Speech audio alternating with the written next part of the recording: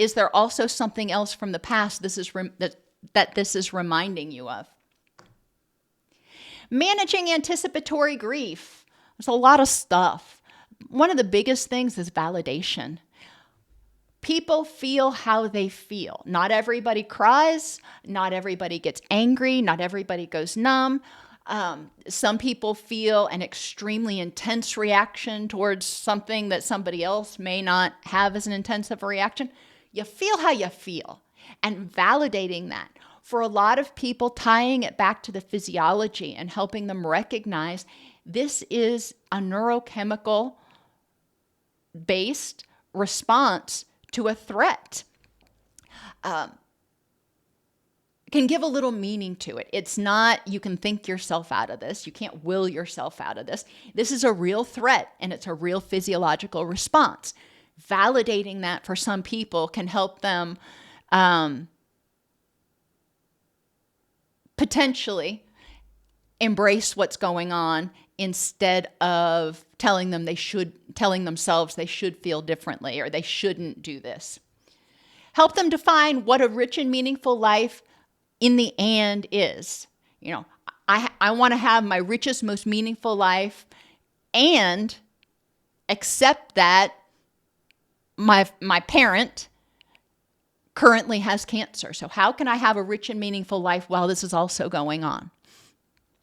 Mindfully working toward their rich and meaningful life, regularly choosing, not daily, moment by moment, choosing their actions and reactions and evaluating them and saying, is this helping me move toward what's important right now? Or is this moving me away? Enhancing parasympathetic activation, taking mini breaks to downregulate, accepting the moment, slowing their breathing, seeking safety. Those can all be helpful, but we want to downregulate, reduce that cortisol, give the brain a break so it's not constantly being bathed in all these stress chemicals. 5 minutes, 10 minutes, if you're really lucky, 10 minutes. Once or twice a day actually has been shown to be very helpful at reducing the energetic overload. Helping them recognize what they do and do not have control over. This has happened. You can't control that, but you can control what aspects of it. Your loved one was diagnosed with a terminal illness. Okay, that sucks.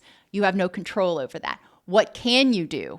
What do you have control over? The amount of time you spend with them, how you react to it, etc. Reducing external burden, including circadian disruption.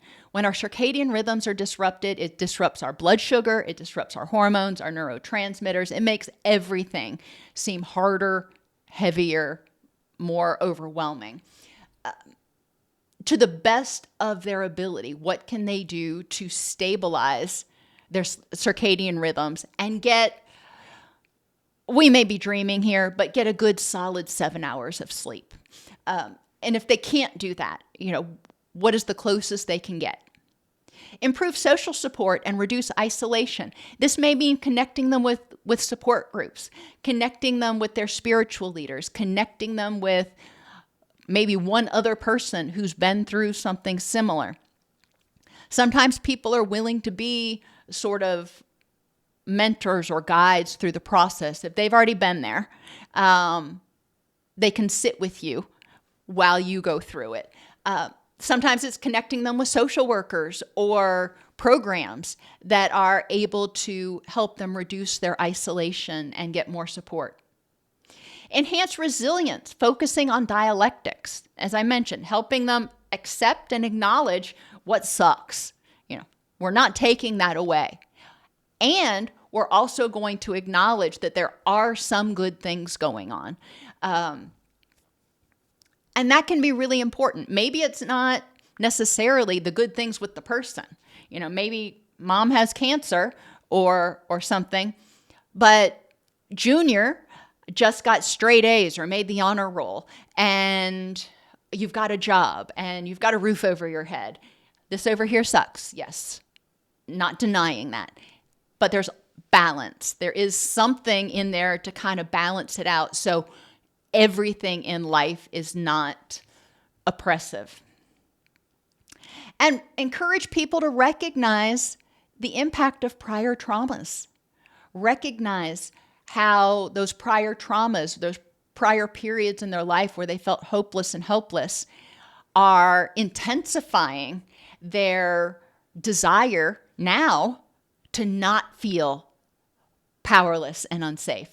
How are those things working together? And what can you do, talking to the person, what can you do that would help you feel safer, more competent, and more empowered in this situation?